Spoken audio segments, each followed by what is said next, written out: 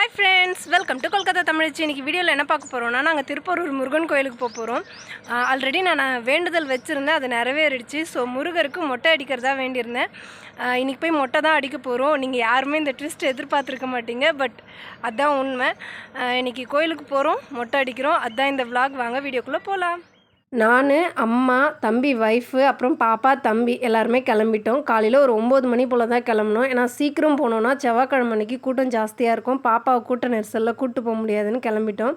இவள் தம்பி ஒய்ஃப் மாதிரி நடந்துக்க மாட்டேன், என் தங்கச்சி மாதிரி என்கிட்ட நடந்துக்குவா. ஏன்னா இவள் எங்கள் அத்தை பொண்ணு, சின்ன வயசுலேருந்து என் கூட பழகியிருக்கா. என்னடா அது காம்பவுண்டாக காட்டிகிட்டு இருக்கேன், அதுக்கு மேலே தகரம்லாம் அடித்து வச்சுருக்காங்களேன்னு பார்க்குறீங்களா? நான் படித்த ஸ்கூல் இது. நான் படிக்கும்போது இந்த மாதிரிலாம் இல்லை, காம்பவுண்டு கூட கிடையாது. பட் இந்த ஸ்கூல் பார்க்கும்போது என்னோடய ஸ்கூல் மெமரிஸ் எல்லாம் ஞாபகத்துக்கு வந்துடுச்சு. அப்படியே கோயிலுக்கு வந்தாச்சு. என்ட்ரு ஆகும்போதே கோயிலோட குளம் தான், அதை பார்த்துட்டே உள்ளே என்ட்ராயிட்டோம். காரை விட்டு இறங்கினோடனே குளம், கோபுரம், வியூ எவ்வளோ அழகாக இருக்குது பாருங்கள். என் தம்பி ஒரு 8வது படிக்கும்போதே இந்த குளத்தில் நடுவில் ஒரு மண்டபம் இருக்கு இல்லையா, அதுக்கு நீச்சல் அடிச்சுட்டு போயிட்டான். இப்போது கோயிலுக்குள்ளே என்ட்ராயிட்டோம். பீங்கான் பொருட்கள் அது மாதிரி நிறைய, கோயிலுக்குள்ளே போனாலே சொல்லவா வேணும், அவ்வளோ கடைகள் போட்டிருக்காங்க. எல்லாமே பார்த்துக்கிட்டே போகணும்.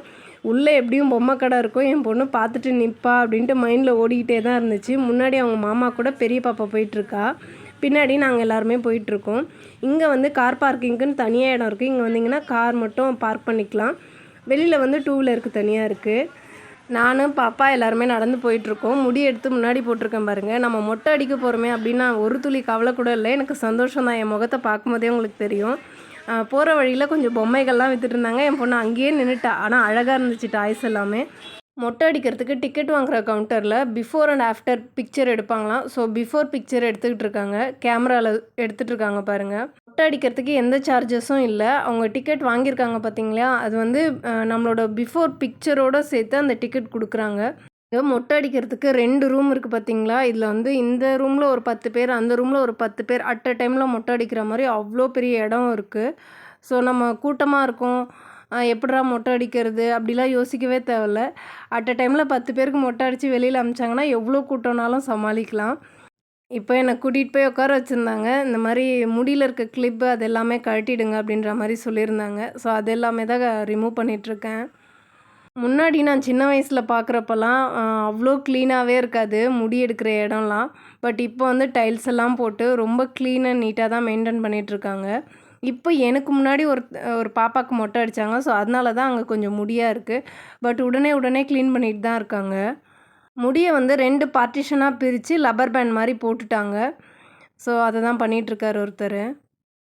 பாப்பா எப்பவுமே சொல்லுவா, அம்மா போனிடெயில் போடுங்கம்மா, 2 போனிடெயில் போடுங்கன்னு. கடைசியில் இங்கே வந்து 2 போனிடெயில் போட வேண்டியதாகிடுச்சு. என் பொண்ணோட ஆசை இங்கே வந்து நிறைவேற்றின மாதிரி ஆயிடுச்சு. இந்த போனிடெயில் போட்டோடனே அம்மா நீங்கள் ரொம்ப அழகாக இருக்கீங்க அப்படின்ற மாதிரி சொன்னால். என்னோடய சின்ன வயசுல இந்த மாதிரி 2 பக்கம் போனிடெயில் போட்டது. இப்போ வந்து தண்ணிலாம் தெளிச்சிட்டு ஃபுல்லாக தலையை நனைச்சிட்றாங்க. தலையை ஈரம் பண்ணிவிட்டு அதுக்கப்புறம் தான் வந்து மொட்டை அடிக்க ஸ்டார்ட் பண்ணுவாங்க போல். ஃபுல்லாக நனைச்சிட்டாங்க. எனக்கு மொட்டை அடிக்கும்போது நான் ஃபீல் பண்ணல, நான் சந்தோஷமாக தான் மொட்டை அடிச்சுக்கிட்டேன். ஆனால் மொட்டை அடிச்சுக்கிட்டேன்னா தான் ரொம்ப ஃபீலிங்காக, அம்மா இந்த மாதிரி நீ முடி வளர்க்கணுன்னா ஒரு 5 வருஷம் ஆகுன்ற மாதிரி சொல்லிக்கிட்டே மொட்டை அடிச்சிட்டு இருந்தார். ஒரு பக்கம் ரப்பர் பேண்ட் போட்டிருந்தாங்களே, அந்த முடி மொத்தமாக எடுத்துட்டாங்க. இப்போ ஒரு பக்கம் கொஞ்சம் முன்னாடி இருக்குது. ஸோ அதை மட்டும் க்ளீன் பண்ணிட்டாங்கன்னா அந்த பக்கம் முடியும் விழுந்துடும். தலையில் இருக்கிற அந்த கடைசி கொஞ்சம் முடியை க்ளீன் பண்ணி எடுக்கும்போது ரொம்ப நிம்மதியாகவும் சந்தோஷமாகவும் இருந்துச்சு. ஏன்னா முருகருக்கு இருந்த கடனை தீர்த்துட்டோம் அப்படின்னு ஒரு சந்தோஷம். என் முகத்தை பார்க்கும்போதே உங்களுக்கு தெரியும், வாய் ஃபுல்லாக பல். என் பொண்ணு மொட்டை அடித்து முடித்தோடனே அம்மா இப்போவும் கூட நீங்கள் அழகாக இருக்கீங்க அப்படின்னு சொல்லியிருந்தா. இன்னும் சந்தோஷமாயிடுச்சு எனக்கு. மொத்தமாக எல்லா முடியும் மொட்டை அடித்த உடனே முடியை எடுத்துகிட்டு போயிட்டாங்க. காணிக்கை செலுத்துகிற இடத்துல அவங்க போடுறதுக்கு போயிருந்தாங்க. பட் மொட்டை அடித்த அண்ணன் என்ன சொல்லியிருந்தாருன்னா, அவங்களே காணிக்கை செலுத்துவாங்க, வச்சுருங்க அப்படின்ற மாதிரி சொல்லிட்டாங்க. ஸோ அவங்க முடியெல்லாமே அங்கே வச்சுட்டாங்க. இந்த க்ரீன் கலர் பாக்ஸ் மாதிரி வச்சுருக்காங்க இல்லையா, அதுக்குள்ளே தான் வந்து முடியை போடுவாங்க போல். ஸோ அங்கே தான் வச்சுருந்தாங்க. கடவுளை வேண்டிக்கிட்டு நன்றியும் சொல்லிவிட்டு முடியை உள்ளே போட்டுட்டேன். அடுத்து மொட்டை அடித்து முடித்தோடனே நம்ம கையிலேயே பில்லை கொடுத்துட்டாங்க. ஸோ பில் எடுத்துக்கிட்டு வெளியில் போனோடனே ஆஃப்டர் பிக்சரும் ஒன்று எடுக்கிறாங்க. ஸோ அதை தான் எடுத்துகிட்ருக்காங்க. அடுத்தது மொட்டை அடிச்சுட்டு குளத்தில் குளிக்கலாம் அப்படின்னு சொல்லிட்டு போயிட்டோம். பட் ஆனால் அந்த இடமெல்லாம் ரொம்ப சேஃபாக போகணும். நீங்கள் போனீங்கன்னா கூட கால் நனைக்க போனால் கூட அந்த கம்பியெல்லாம் பிடிச்சிக்கிட்டு சேஃபாக நடங்க. அவ்வளோ வழுவழுன்னு இருக்குது, அவ்வளோ பாசியாக இருந்துச்சு. தம்பி தான் கையை பிடிச்சிக்கிட்டான். ஒரு படிக்கட்டாக இறங்கி போனேன். ஆனால் எனக்கு கால் வைக்க ரொம்ப பயமாக இருந்துச்சு. ரொம்ப வழுவழுன்னு இருக்குது.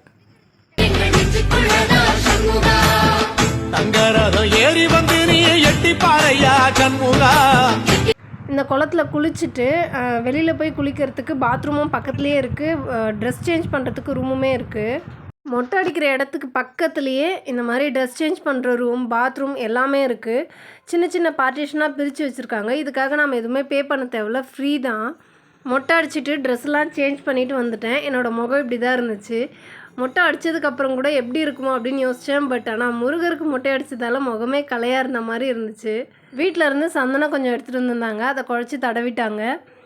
எனக்கு தெரிஞ்சு நான் 7வது படிக்கிற வரைக்கும் மொட்டை அடிச்சிருக்கேன். அதோட 20 வருஷம் கழித்து இப்போ தான் மொட்டை அடிக்கிறேன்.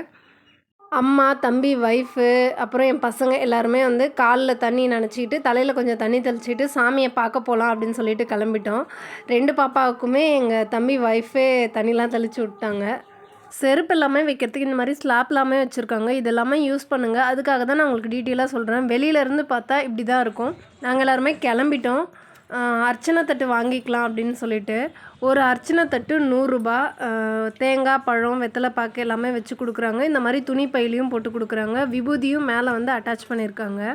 தம்பி எல்லா செவ்வாய்க்கிழமையும் இந்த முருகர் கோயிலுக்கு வர்றதால இந்த கடையில் தான் ரெகுலராக வாங்குறாங்க. ஸோ அதனால் நாங்களுமே இந்த கடையில் வாங்கிட்டு கிளம்பியாச்சு. உள்ளே போகிறோம். இந்த கோயிலில் மட்டும் முருகருக்கு 2 வழி இருக்குது. அவர் நேர் பக்கமாக பார்த்த மாதிரி ஒரு வழியும், இடது பக்கத்துலேயும் ஒரு வழி இருக்குது. நாங்கள் லேட்டாக வந்தால் கூட்டம் கம்மியாக இருக்கும்னு நினச்சி வந்தோம். பட் அப்பவும் கூட எவ்வளோ கூட்டமாக இருக்குதுன்னு பாருங்கள். அவ்வளோ ஒரு கூட்டம். காலையில் 6 மணிலேருந்து 12 மணி வரைக்கும் சாமியை பார்க்கலாம். அதுக்கப்புறம் நடையை சாத்திடுவாங்க. அப்புறம் மறுபடியும் 4 மணிக்கு ரீஓப்பன் பண்ணி 8 மணி வரைக்கும் சாமியை பார்க்க முடியும். வரவங்களாக இருந்தால் இந்த டைமிங்குள்ளே வாங்க.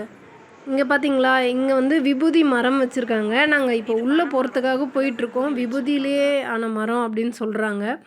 இங்கே பார்த்தீங்களா, 100 ரூபா ஸ்பெஷல் டிக்கெட்டில் தான் நாங்கள் போயிருந்தோம். 20 ருபீஸுக்குன்னு டிக்கெட் இருக்குது. அது வந்து கொஞ்சம் லென்த்து ஜாஸ்தியாக இருக்கும். தூரத்துலேருந்து சாமி வந்து பார்க்குற மாதிரி இருக்கும். இந்த மண்டபம் தெரியுது பார்த்தீங்களா, இதிலலாம் வந்து காதுலாம் குத்துவாங்க. எங்களுக்கும் கூட இங்கே தான் மொட்டை அடித்து காது குத்திருந்தாங்க. இப்போது உள்ளே போகிறோம். உள்ளே போயிட்டு வீடியோ எடுக்கக்கூடாது. ஸோ இது வரைக்கும் தான். இதுக்கு மேலே உள்ளே போனால் சாமியை பார்க்கலாம். உள்ளே சந்நிதிக்குள்ளே போய் பார்த்தோன்னா மூலவர் இப்படி தான் காட்சி அளிப்பார். முருகர், இந்த பக்கம் வள்ளி, தெய்வானை. ஸோ இப்படி தான் இருக்கும் சாமி சிலைகள். இது வந்து சுயம்புவாக உருவான சிலைகள். இந்த சிலைகளுக்கு வந்து அர்ச்சனை எதுவுமே கிடையாது. வெளியில் தனியாக அர்ச்சனைக்குன்னு வச்சுருக்காங்க. அந்த சிலைகளுக்கு தான் அர்ச்சனை பண்ணணும். சாமி விபூதி கை நிறைய கொடுத்தாங்க. அள்ளி பட்டை போட்டு திருப்தியாக கோயில் சுற்ற வந்துட்டோம். இங்கே தூண் மாதிரி மண்டபம் இருக்கு இல்லையா, இதுக்குள்ளெல்லாம் வந்து கந்தசஷ்டி கவசம் அது எல்லாமே எழுதி வச்சுருக்காங்க. கோயில் ரொம்ப அழகாக இருக்கும் பார்க்குறதுக்கே. பழைய கோயில், 17ஆம் நூற்றாண்டில் கட்டின கோயில். அவ்வளோ அழகாக இருக்கும் பாருங்கள். முருகருக்கு அர்ச்சனை பண்ணணுன்னா இங்கே இருக்க சாமி சிலை இருக்கு இல்லையா, வெளியில் வந்து ஒரு மூலையில் வச்சுருப்பாங்க. இந்த இடத்துல தான் வந்து அர்ச்சனை நம்ம எல்லாமே பண்ணிக்கணும். நாங்களுமே இப்போ அர்ச்சனை தட்டு கொடுத்துருக்கோம். அர்ச்சனை பண்ணிகிட்ருக்காங்க. அர்ச்சனை பண்ண வந்தோம் இல்லையா, அங்கே நின்று பார்த்தோன்னா இந்த கோபுரமும் வேலும் அழகாக தெரியும். திருப்தியாக கை கூப்பி கும்பிட்டுட்டு அங்கே இருக்கிற சிலைகள் அது எல்லாமே கொஞ்சம் நேரம் பார்த்து நின்றுட்டு இருந்தேன். நீங்களும் கூட திருப்போரூர் முருகன் கோயில் வந்தீங்கன்னா அர்ச்சனை பண்ணுற இடத்துக்கு ஆப்போசிட்டில் நின்னீங்கன்னா அந்த கோபுரமும் வேலும் அழகாக தெரியும். ஃபோட்டோவில் நமக்கு பின்னாடி வேலும் கோபுரமும் இருக்கிற மாதிரி இருக்கும். இந்த கோயிலோட ஸ்தல விருட்சம் வன்னிமரம். இதில் வந்து தொட்டில் கட்டுவாங்க. தொட்டில் கட்டினா குழந்த பிறக்கும் அப்படின்னு ஒரு நம்பிக்கை. அதுக்கப்புறம் மஞ்சள் கயிறு அதெல்லாமே கூட கட்டுவாங்க. கட்டினா கல்யாணம் நடக்கும் அப்படின்னு நம்பிக்கை. அதெல்லாமே நம்பிக்கையாக தான் கட்டுறாங்க. இங்கே நிறைய பூட்டி வச்சுருக்காங்களே என்ன அப்படின்ட்டு விசாரிக்கும் போது யாராச்சும் வீடு கட்டணும் அப்படின்னு வேண்டுதல் வச்சுருந்தாங்கன்னா இங்கே வாங்கி பூட்டினாங்கன்னா வீடு கட்டுறது வந்து நிறைவேறும் அப்படின்னு சொல்லிட்டு நிறைய பூட்டு வச்சுருக்காங்க. இது கொஞ்சம் புதுசாக இருக்குது. நீங்களுமே கூட அப்படி ஏதாச்சும் வேண்டுதல் இருந்தால் இங்கே ஒரு பூட்டு வாங்கி பூட்டிங்க. கோயிலுக்குள்ளே போனாலே அவ்வளோ சில்லுன்னு இருக்கும். அந்த தூணெல்லாம் பாருங்கள், எவ்வளோ பெரிய கல்லாக இருந்தால் அந்த ஒரே தூண் ஒரே கல்லில் பண்ணியிருப்பாங்க. அதில் இருக்கிற சிலைகள் கூட அவ்வளோ அழகாக கலைநயத்தோடு இருக்கும். கையில் வேலோட அந்த போர் புரிவாங்க இல்லையா, ஸோ அந்த கேடயம் அது எல்லாத்தோடையும் சிலைகள் இருக்கும். எல்லா தூண்லேயும் இதே மாதிரியான சிலைகள் தான் வடிவமைச்சிருக்காங்க. ரொம்ப அழகாக இருக்குது பார்க்குறதுக்கே.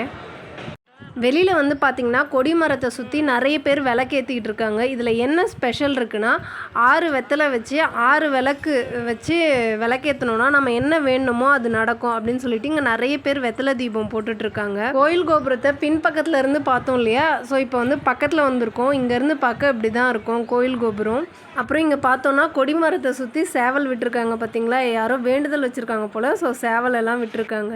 அடுத்தது இங்கே கொடி மரத்துக்கிட்ட தான் எல்லாருமே வந்து விழுந்து கும்பிடுவாங்க. ஸோ நானுமே விழுந்து கும்பிட்டுக்கிட்டேன். அப்புறம் அம்மாவும் ஏதோ வேண்டுதல் வச்சுருந்தாங்க போல். ஸோ அது நிறைவேறிச்சுன்ட்டு உப்பு கொட்டலாம் அப்படின்ட்டு வந்திருந்தாங்க.